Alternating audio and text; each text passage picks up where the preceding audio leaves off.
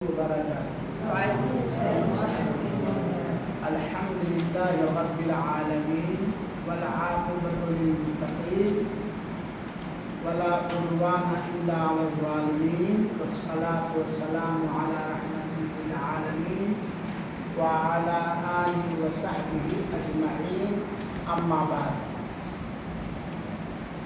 اسلامی عقیدہ کے چند اہم مسائل پر شرعی کورس کا آج یہ تیسرا سبق ہے اور اس سبق کا عنوان ہے بڑا پیارا، گناہوں میں سب سے بڑا گناہ۔ گناہوں میں سب سے بڑا گناہ۔ پچھلے سبق کے اندر آپ لوگوں کو بتلایا گیا تھا توحید کا معنی لغتاً اور اصطلاحاً، توحید کی قسمیں، اور توحید کی کتنی قسمیں بتلائی گئی تھی؟ تین قسمیں۔ کون کون؟ توحید الوہیت، توحید اسماء اور صفات، اور ان تینوں قسموں کی تعریف اور دلیلیں آپ لوگوں کو پڑھایا گیا تھا، اور یہ بھی پڑھایا گیا تھا کہ توحید ربوبیت اور توحید الوہیت کا مقصد کیا ہے، اس کی غرض و غایت کیا ہے۔ اب جب آپ لوگ عبادات کے بارے میں جان گئے، کس لیے اللہ نے پیدا کیا یہ بھی جان گئے، توحید کے بارے میں جان گئے، تو آج جانا جائے، پڑھا جائے کہ گناہوں میں سب سے بڑا گناہ کیا ہے۔ گناہ دو طرح کے ہوتے ہیں، کچھ چھوٹے گناہ اور کچھ بڑے گناہ۔ اہل علم نے، علماء نے بڑے گناہ کی تعریف بتلائی ہے کہ جس گناہ پر اللہ تعالی نے جہنم کی دھمکی دی ہے، یا دنیا اور آخرت میں عذاب کی دھمکی دی ہے۔ جہنم کی دھمکی دی، عذاب کی دھمکی دی، یا دنیا میں حدود اس پر متعین کی، حد لاگو کیا گیا، جیسے چوری، یہ بڑے گناہوں میں سے ہے مختلف انداز سے، کیونکہ چور کی سزا کیا ہے دنیا میں؟ ہاتھ کاٹنا۔ زناکار کی سزا ہے اسے سنسار کیا جائے گا، شادی شدہ ہے، غیر شادی شدہ ہے اس پہ کوڑے مارے جائیں، شراب کی سزا کوڑا وغیرہ۔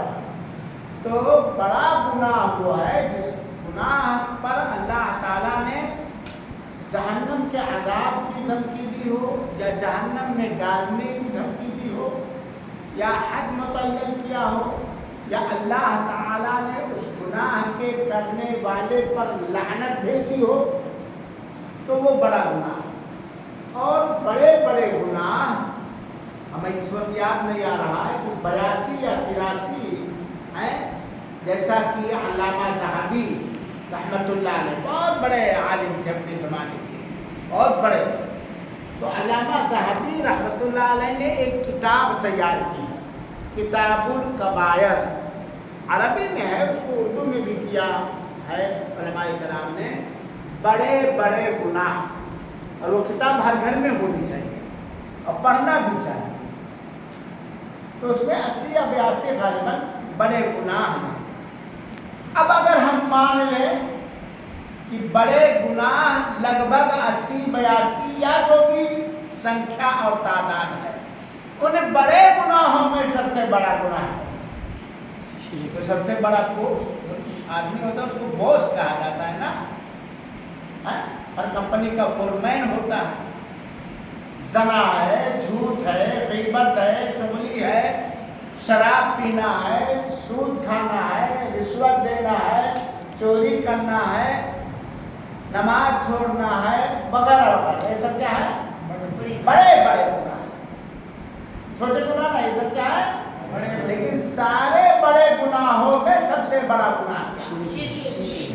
جیسا کہ سوال ہے، اللہ تعالیٰ کے نزدیک گناہوں میں سب سے بڑا گناہ کیا ہے؟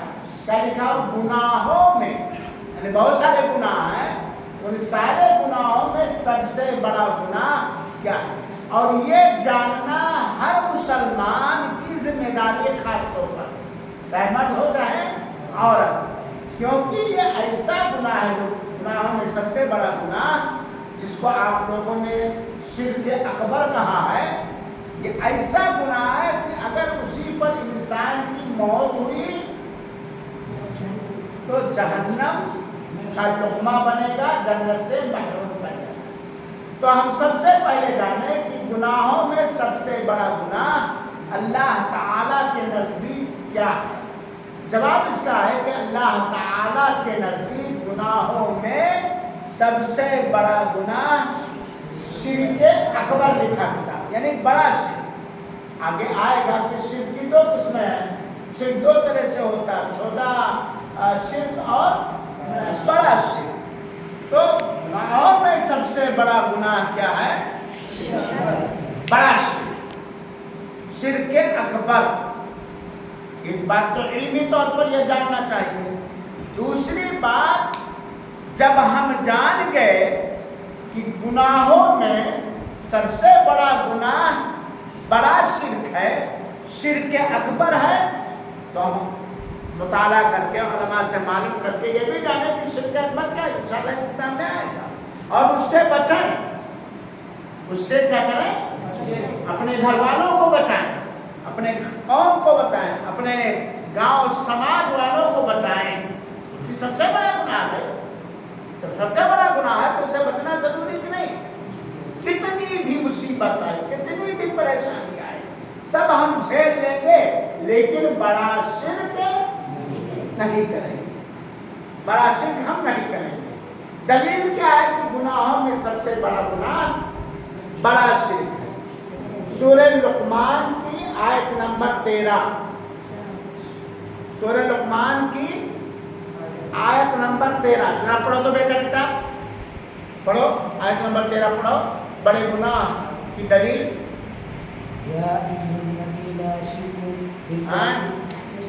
یا بنیا، کیا ہے؟ یا بنیا لا تشرک باللہ ان الشرک لظلم۔ حضرت لقمان علیہ السلام کی زبان کو اللہ تعالیٰ نے آیت مبارہ، حضرت لقمان علیہ السلام نے وصیت نصیحت کی اپنے بیٹے کو، اے میرے لخت جگر، اے میرے نور نظر، اے میرے بیٹے۔ باپ کی ذمہ داری ہے نا، اس استاد کی ذمہ داری، باپ کی ذمہ داری ہے۔ لا تشرک باللہ، اللہ تعالیٰ کے ساتھ شرک مت کرنا، اللہ تعالیٰ کے ساتھ شرک نہ کرو۔ کیوں نہ کرو؟ ان الشرک، پڑھو بھائی، شرک سب سے بڑا ظلم ہے۔ ظلم بہت سارے انداز کے ہیں، لیکن سب سے بڑا ظلم کیا ہے؟ شرک ہے۔ تو اس سے پتا چلا کہ شرک سب سے بڑا گناہ ہے اور اسے منع کیا گیا ہے۔ دیکھو میرے بھائیوں، شرک بڑا گناہ ہے، ان الشرک لظلم عظیم، کیونکہ شرک سب سے بڑا ظلم ہے۔ ظلم کہتے کسے ہیں؟ کتاب سے باہر کی چیز، وضع الشیء فی غیر محلہ، کسی چیز کو جس کام کے لیے جو چیز بنائی گئی اس کے علاوہ میں استعمال کرنا، بے جگہ استعمال کرنا، بے کام میں استعمال کرنا۔ جیسے موبائل ہے، یہ استعمال دین سیکھو، دین پھیلاؤ، فون کرو، میسج جائز بھیجو۔ اب اگر کوئی شخص اس موبائل سے گانے سنتا ہے، فلمیں دیکھتا ہے اور دین کے خلاف کی باتیں پھیلاتا ہے، تو موبائل پر ظلم ہوا کہ نہیں ہوا؟ موبائل پر ظلم ہوا کہ نہیں ہوا؟ موبائل بنایا گیا جس کام کے لیے، اسی کام میں استعمال کر رہے ہو تو ظلم نہیں ہو رہا، لیکن اس کام کے لیے میں استعمال کرو جس کے لیے موبائل نہیں ہے. بنانے والے کا مقصد نہیں دیکھا جائے گا. جیسے مثال کے طور پر ایک کمزور جسم والا آدمی چھڑی لے کر چلتا ہے. اب اس چھڑی کو استعمال کرنا اپنی جسم کی حفاظت کے لیے یہ صحیح ہے، لیکن اسی چھڑی کے ذریعہ لوگوں کی آنکھ کھول رہا تو غلط جگہ پر استعمال کرنا کہ نہیں کرنا. تو ظلم کہتے ہیں کہ وضع الشیء فی غیر محل. اب اللہ نے ہمیں اپنی ہی عبادت کے لیے بولیے پیدا، اور عبادت کا حقدار اللہ ہی ہے. ہم اللہ کی عبادت میں اللہ کے کسی مخلوق کو شریک کریں تو یہ ظلم ہوا کہ ظلم ہوا. تو اللہ تعالیٰ کے نزدیک سب سے بڑا گناہ کیا ہے؟ شرک میں شرک اکبر، بڑا شرک. دلیل کیا ہے؟ سورہ لقمان کے آیت نمبر 13 حضرت لقمان نے اپنے بیٹے کو وصیت کی، بنی لا تشرک باللہ، اے بیٹے، اے میرے بیٹے، اللہ تعالیٰ کے ساتھ شرک نہ کرو. کیوں؟ یہ دلیل ہے. یہ شرک سب سے بڑا گناہ، اس کی دلیل ہے ان الشرک لظلم. شرک سب سے بڑا کیا ہے؟ ظلم ہے. اسی طریقے سے اللہ کے رسول اکرم صلی اللہ علیہ وسلم کی حدیث کہ سب سے بڑا گناہ کیا ہے. کئی حدیث ہیں. ایک حدیث میں اللہ کی کتاب میں نہیں ہے، ایک حدیث میں اللہ کے رسول اکرم صلی اللہ علیہ وسلم نے فرمایا اجتنبوا السبع الموبقات، 7 ہلاک اور برباد کر دینے والی چیزوں سے بچو. وہ 7 چیزیں جس کے اندر بھی پائی جائیں گی وہ ہلاک ہو جائے گا، برباد ہو جائے گا، دنیا میں بھی اور آخرت میں جب تک اس سے توبہ نہ کرے. ان 7 چیزوں میں سب سے پہلی چیز، ظاہر بات ہے جو سب سے اہم ہوتی ہے، سب سے بڑی چیز اسی کا نام پہلے لیا جاتا. اللہ کے رسول نے فرمایا پہلی چیز کیا؟ الاشراک باللہ، اللہ تعالیٰ کے ساتھ کیا کرنا؟ شرک کرنا. اور کتاب میں دیکھو کہ اللہ کے رسول اکرم صلی اللہ علیہ وسلم نے ایک موقع پر فرمایا، کیا فرمایا؟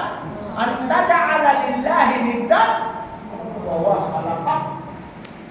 تم اللہ تعالیٰ کا بھاگیدار بنا رہے ہو، حصے دار بنا رہے ہو. تم اللہ کے لیے ہم بھی شریک و سجدار بنا رہے ہو.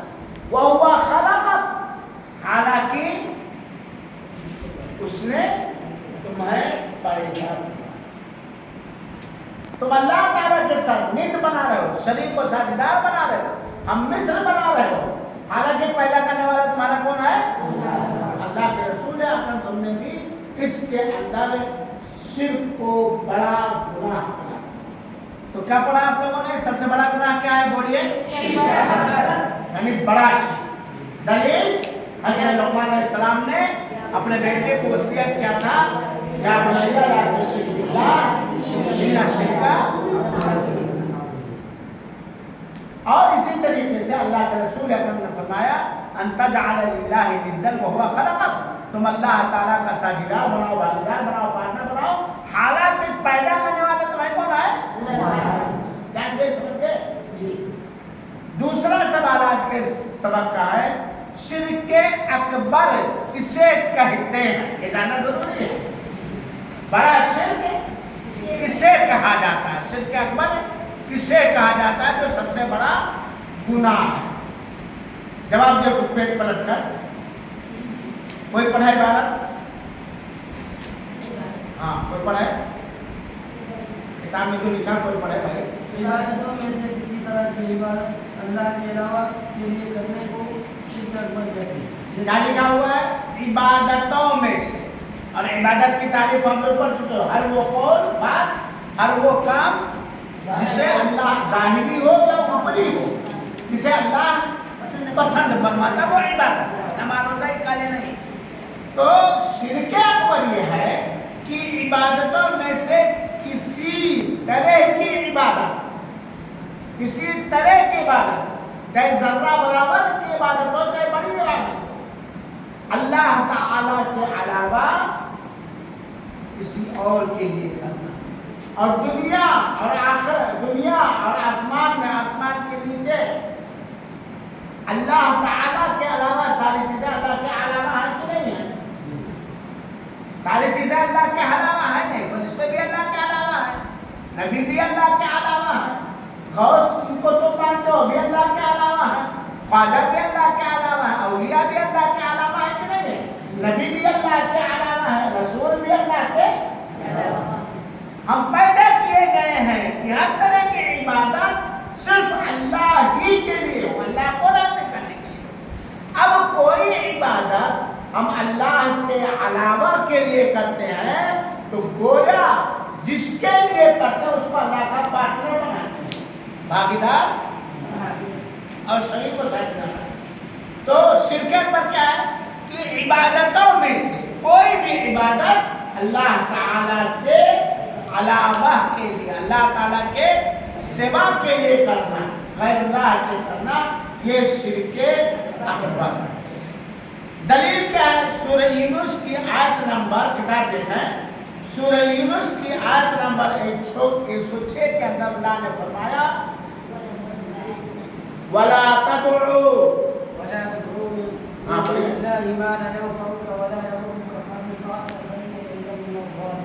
ترجمہ پڑھو.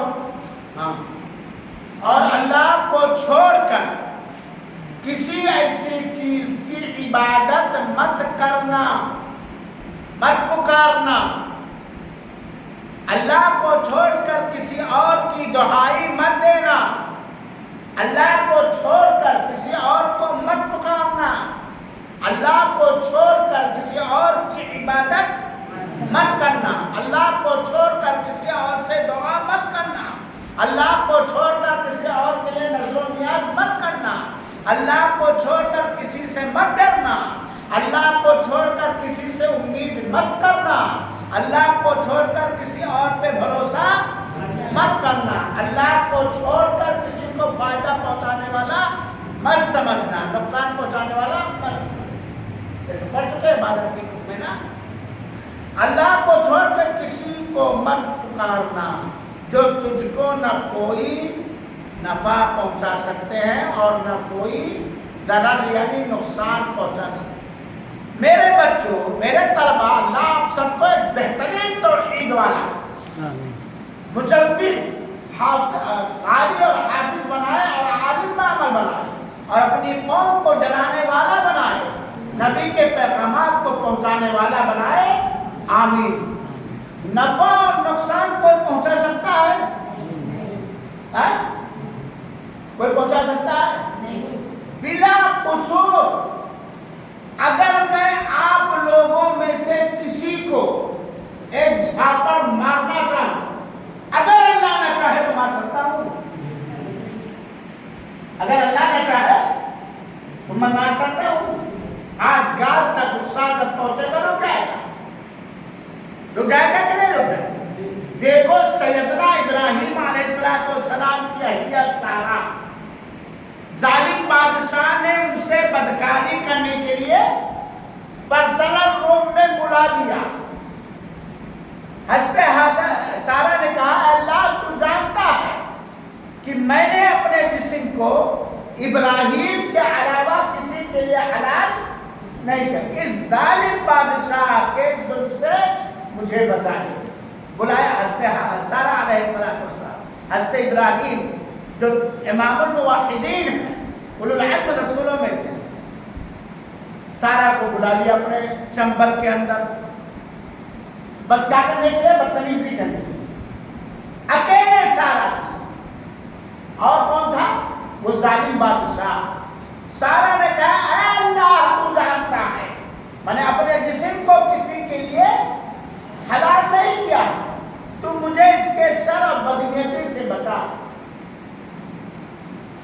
وہ بادشاہ نقصان پہنچانا چاہتا تھا سارہ کو کہ نہیں؟ وہ بالکل اپاہج ہو گیا. کیا ہو گیا؟ جس کو وکلانگ کہتے ہیں, اس کے ہاتھ پیر بالکل شل ہو گئے. بس اس میں دو چیزیں ہیں, ایک تو سارہ کی عزت کی حفاظت کس نے کی؟ بادشاہ کی غلط سے کے نقصان سے کس نے بچایا؟ نہ وہاں ابراہیم تھے, نہ وہاں کوئی اور قوم کے لوگ تھے. اس زمانے میں 3 ہی مسلمان تھے, سارا اور لوط علیہ السلام, ابراہیم علیہ السلام. ظالمان کس نے بچایا؟ جو نفع اور نقصان کا مالک ہے اس کے لیے ہم عبادت کیوں کریں گے؟ دوسری چیز آپ نے پڑھا عبادت کے قسموں میں سے ہر طرح کا توکل کس سے ہر طرح کا بھروسہ کس پر کرنی چاہیے؟ سارا نے کس پر بھروسہ کیا؟ اٹھا کے کھول دے اپنی زبان, اٹھا دے اپنے دونوں ہاتھوں کو کس کی طرف؟ اس پر نربھر اور بھروسہ ہوتا ہے. آپ نے پڑھا کس سے امید کرنی چاہیے؟ اللہ. حضرت سارا امید کی کہ میرا رب ہے, میرا حاضر غائب پچھلے زمانے کی زندگی, اس زمانے موجودہ زندگی اور آگے کی زندگی اللہ تعالیٰ ہی جانتا ہے. عالم الغیب صرف اللہ تعالیٰ ہے. اللہ نے بچایا کہ نہیں بچایا؟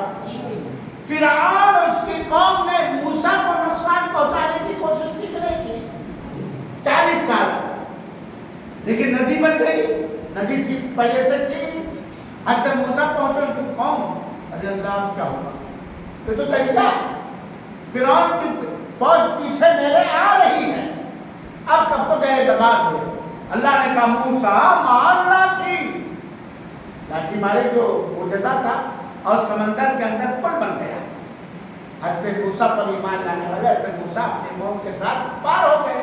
فرعون اس کے بڑا من رہا ہے یار, ندی میں پل بنا ہوا, برج بنی ہے, چلو ہم بھی آگے چلتے. قوم کا موسیٰ کے پر ایمان لانے والوں کا پیچھا کر لے گئے. آگے بیچ مزدار میں جب پہنچے برج ختم. کس نے کیا؟ اے وہ لوگوں جو درگاہوں پہ جاتے ہو, مزاروں پہ جاتے ہو, وہ عبادت جو صرف اللہ تعالیٰ کے لیے جائز ہے, غیر اللہ کے نام کرتے ہو, جو اپنے آپ کو موت سے نہ بچا سکے, جو اپنے آپ کو نفع اور نقصان نہیں پہنچا سکے, تمہیں کوئی نفع نقصان نہیں پہنچا پاتے ہیں, تو یہ کیا ہے؟ موسیٰ. فرعون جب گیا سمندر مل گیا, ڈوبنے لگا. اب جب موت سامنے تو کہہ رہا ہے اے اللہ میں موسیٰ کے رب پر ایمان رکھتا. آخری وقت میں کیا, عمر تو ساری کٹی عشق بتا میں مومن, آخری وقت میں کیا خاک مسلمان ہو گئے. کیونکہ جب آدمی کی جان نکلنے کا ٹائم ہوتا ہے تو توبہ قبول نہیں ہوتی ہے. تو ان کی عبادت کرو جو تمہیں نفع اور نقصان پہنچانے کی طاقت رکھتے ہی نہیں ہیں. آج بہت سارے لوگ فلاں بابا کے پاس نام نکلوانے کے لیے, تعویذ بنوانے کے لیے, غیب کی خبریں معلوم کرنے کے لیے, بابا پیر ڈھونگی بابا کا, میں تو ان کو ڈھونگی بابا کہتا ہوں, سب جاتے ہیں ہمیں لڑکا دے دو, ہمیں لڑکی دے دو. عورتیں جاتی ہیں ہماری ساس ایسی ایسی ہے, یہ کر دو. یہ پاگل مجذوب, یہ انسان جو اپنے دیوار کے پیچھے کی کوئی چیز نہیں رکھتا, جو اپنے آپ کو نفع و نقصان نہیں پہنچا سکتا, تمہیں کیا پہنچانا؟ سنو, اللہ تعالی ہی اکیلا ہے جو وہ نفع نقصان کا مالک. اور یہ اللہ کا احسان ہے میرے بچوں کہ اللہ نے ہر طرح کا اختیار اس طرح کا اپنے قبضے میں رکھا ہے اپنی طرف. ورنہ حمزہ کو ڈاٹا کی کلکلا میں جاتے میرے محمد کے آنکھ, وہ ان کو نقصان پہنچاتے, وہ ان کو نقصان پہنچاتے. یہ ہوتا کہ نہیں ہوتا؟ جو چاپلوسی کرتا اس کو نفع پہنچا دیتے ہے کہ نہیں ہے؟ یہ اللہ کا احسان ہے. اور اسی طریقے سے اللہ کے رسول نیچے جو اللہ کے رسول نے فرمایا, یہ اکبر الکبائر الاشراک باللہ, بڑے بڑے گناہوں میں سب سے بڑا گناہ کیا ہے؟ اللہ تعالیٰ کے ساتھ شرک کرنا. اچھا, جب یہ بتایا گیا اللہ تعالیٰ کے ساتھ شرک کرنا, تو توحید کی 3 قسم پڑھ چکے ہو نا. اللہ کو رب ماننے میں کسی کو اور کو رب ماننا, اللہ کی عبادت میں کسی اور کے لیے عبادت کرنا, اللہ کے اسماء و صفات نام اور خوبیوں میں سے تینوں سے سب سے بڑے گناہوں میں سب سے بڑا گناہ اللہ تعالیٰ کے ساتھ شرک کرنا. وہ حقوق الوالدین, بچوں ماں باپ بہت بڑی نعمت ہے, ماں باپ بہت بڑی نعمت ہے. اور وہ ماں باپ خاص طور پر جو اپنی محنت سے آپ لوگوں کو حلوائی جوتنے پر نہیں لگایا، مکان بنانا سیکھنے پر نہیں، قرآن کا حافظ بننے کے لیے اپنی ساری قربانی اور محنت تج دیا. تج رہے کہ نہیں تج رہے ہیں؟ والدین کی نافرمانی نہ کرنا جب تک کہ وہ خیر کا حکم دے رہے ہیں، بھلائی کا حکم دے رہے ہیں. ہاں اگر وہ شرک کا حکم دیں گے تو ان کو ڈانٹا نہیں جائے گا، مارا نہیں جائے گا، لیکن ان کی فرمانبرداری نہیں. والدین کی نافرمانی کرنا یہ بڑا گناہوں میں سے ہے. بولو بچوں، آپ لوگ تو جانتے ہو ابا ایک تماچا آپ کو مار دے، امی ایک تماچا مار دے، لیکن ان سے بڑا مہربان اللہ کے بعد آپ لوگوں پر اور کوئی ہے؟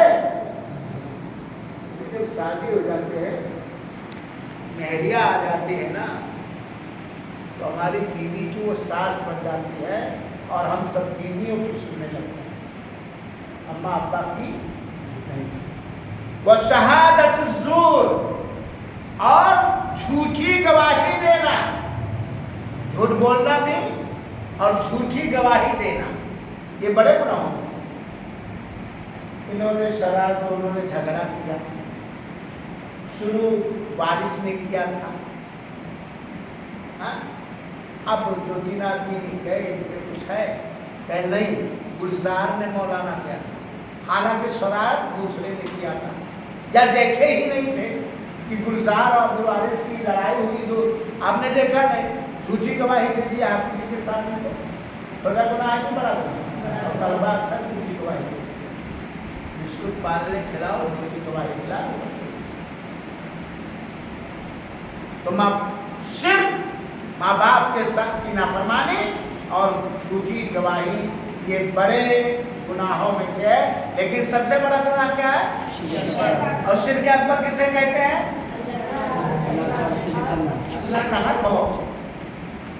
کوئی بھی عبادت اللہ کے علاوہ کے لیے کرنا، کوئی بھی عبادت اللہ کے ساتھ شرک کرنا، شرک اکبر نہیں کرنا. اللہ کی کوئی بھی عبادت اللہ تعالیٰ کے علاوہ کے لیے کرنا. آئیے دیکھا جائے شرک اکبر کا ہان اور نقصان کیا، بڑے شرک کا نقصان کیا. آج لوگ اگر جان جائیں کہ بڑے شرک کا نقصان کیا ہے اور احساس ہو جائے تو لوگوں سے نہ کوئی بڑا شرک کروا پائے گا اور نہ لوگ کریں گے. دیکھو بڑے شرک کا نقصان کیا ہے. جواب میں ہے شرک اکبر. شرک اکبر جہنم میں ہمیشہ رہنے کا سبب ہے. کہاں رہنے کا سبب ہے؟ 2 مہینہ 2 سال ہمیشہ. شرک، بڑا شرک، اگر بڑے شرک پر کوئی مرا اور اپنے مرتے کے دم تک بڑا شرک کرتا رہا تو کہاں رہے گا؟ ہمیشہ. ایک سیکنڈ کے لیے اس کو جہنم اور دوزخ سے فرصت نہیں ملی. لیکن ایک آدمی ہے ملاؤں کے بہکاوے میں آ کر، یا نہیں جانتا تھا، بڑا شرک کر لیا، پھر اس نے توبہ کر لیا، پھر اس نے کیا کیا؟ تو ہمیشہ میں جہنم میں رہے گا. کیونکہ توبہ، سچی توبہ سے ہر گناہ اللہ تعالیٰ معاف فرما دیتا ہے. تو یہ بڑا چھوٹا نقصان ہے. ہمیشہ ایک سیکنڈ کے لیے اس کو دوزخ سے فرصت نہیں ملے گی. ہر گناہ کی سزا متعین ہے. چوری کیا، اگر وہ توحید والا ہے، توحید پڑھ چکے ہو نا، تو کبھی نہ کبھی دوزخ. اگر چوری کیا، چوری کرنے کی وجہ سے وہ جہنم میں ڈال دیا گیا، لیکن توحید والا پڑھ چکا توحید، تو وہ کبھی نہ کبھی دوزخ سے نکالا جائے گا. توحید پر مرنے والا ہمیشہ دوزخ میں نہیں رہے گا، اور شرک اکبر پر مرنے والا ہمیشہ میں.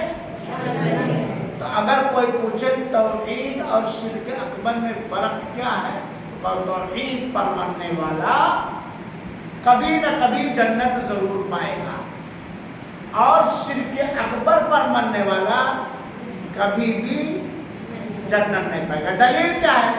اِنَّهُ مَن يُشْرِكْ بِاللَّهِ، دیکھیں سورہ مائدہ کی آیت نمبر 72، دیکھ رہے ہیں؟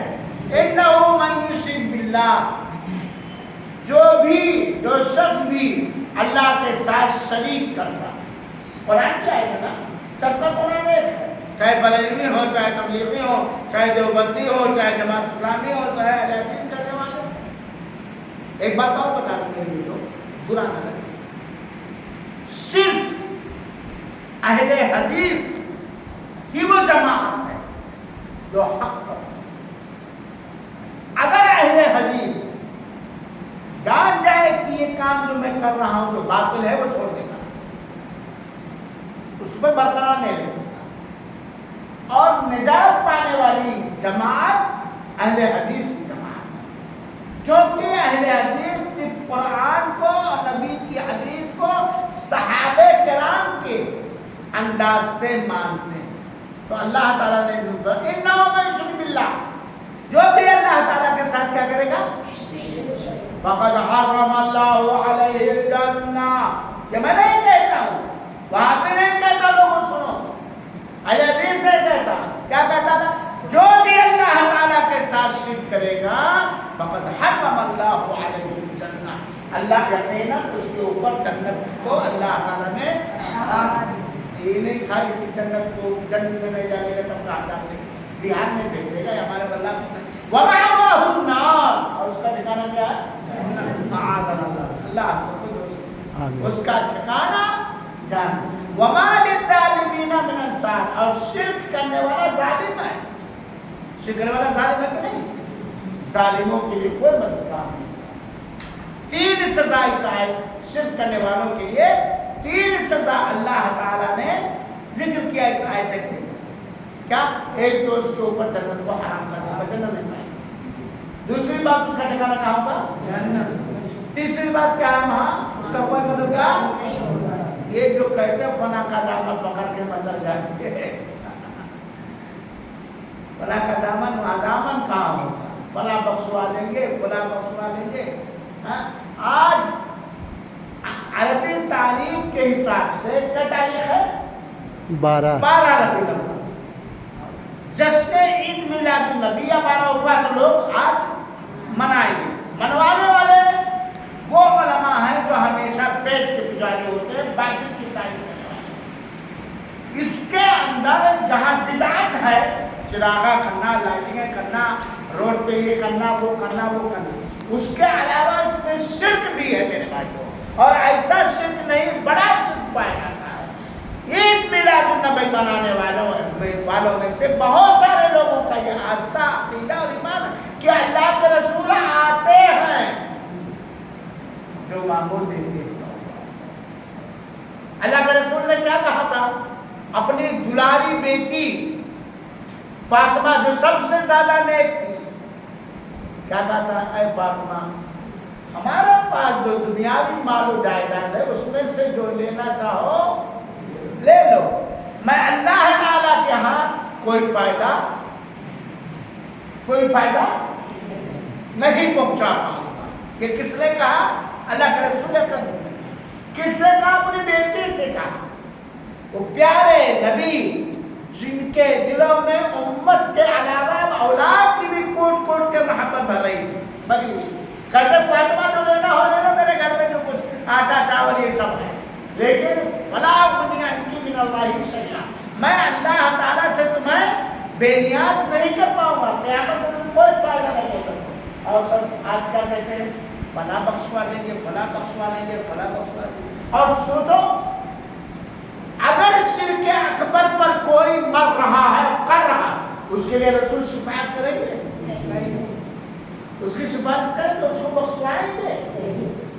سوچ لے، زندگی بھر شرک اکبر کر کے تو سارے نبیوں کی گستاخی کر رہا تھا، قرآن کی گستاخی کر رہا تھا، آخری پیغمبر، اور جو نبی کی گستاخی کرے گا نبی اس کے لیے شفاعت کریں گے؟ تو شرک اکبر پر مرنے والوں کے لیے شفاعت بھی نہیں۔